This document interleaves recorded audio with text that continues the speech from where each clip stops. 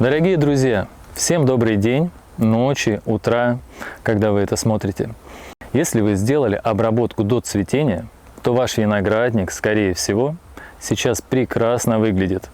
С зеленой листвой, без признаков болезни.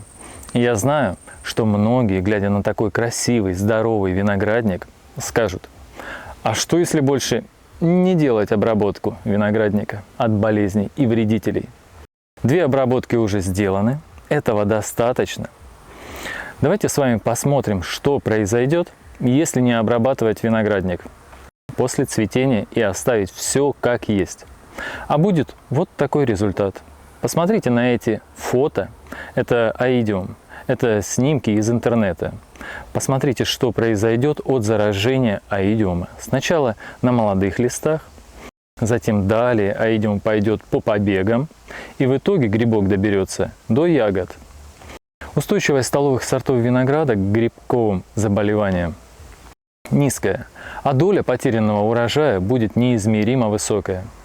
Мы занимаемся реализацией ягоды, и многие люди, подходя к нашему прилавку, консультируются с нами. Скажите, пожалуйста, почему я остался без ягоды? Я ведь дважды обрабатывал свой виноград. Спрашиваю: а вы после цветения 3-й раз обрабатывали? И, как правило, ответ: а зачем? Разве 2 обработок недостаточно? Ответ: к сожалению, недостаточно. Это виноград, он требует минимум 3 обработки, а затем по ситуации. Может еще потребоваться работа биопрепаратами, если будут часто идти дожди.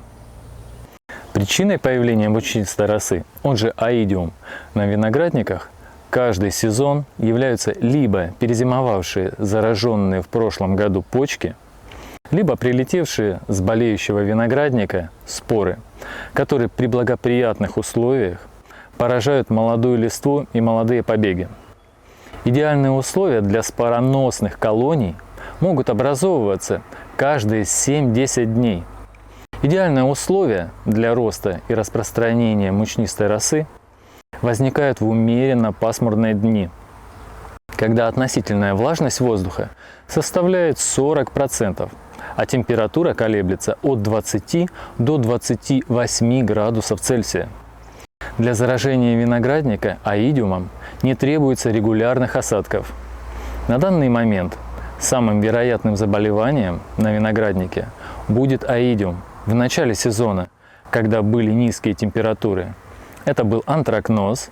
Затем, когда начались осадки, это был милдью, а теперь пришло время аидиума. Как показывает практика, можно добиться хороших результатов в борьбе с мучнистой росой с помощью системного подхода к опрыскиванию виноградника. То есть делать все вовремя. Не надо торопиться побыстрее опрыскать. Нужно на максимум растянуть действие фунгицида. Но и оттягивать ни в коем случае не стоит, чтобы не прозевать вспышку болезни. Постоянно нужно мониторить состояние виноградника. Смотреть на листья, смотреть на побеги, на ягоды. Следующее – это использование правильного типа фунгицидов. Иногда спрашиваешь: а чем обрабатывал? А в ответ: да вот чем-то обрабатывал. Вот тогда от чего-то и поможет. Но не факт, что от того, от чего нужно. Но этот вариант уже больше похож на лотерею. И, конечно же, использование правильной техники. Хорошее покрытие листа мелкой дисперсией для обеспечения лучшего впитывания устицами листа препарата. В этой обработке мы сделаем двойной удар по аидиуму. Объясню. Первым компонентом баковой смеси будет топаз, всем хорошо известный. Он будет работать от аидиума. До цветения мы отработали от милдью Ридомил Голдом. Сейчас мы применим квадрис. Это системный препарат, который хорошо работает от милдью. И, внимание, он еще работает и от аидиума. Таким образом, мы усилим действующие вещества, входящие в состав топаза, действующими веществами, входящими в состав квадриса. 3-й фунгицид в данный период обязательный – это свич от различных гнилей. И 4-й препарат в нашей баковой смеси от вредителей – это калипсо. В первую очередь он будет направлен против гроздевой листовертки. И не забывайте, все будет хорошо.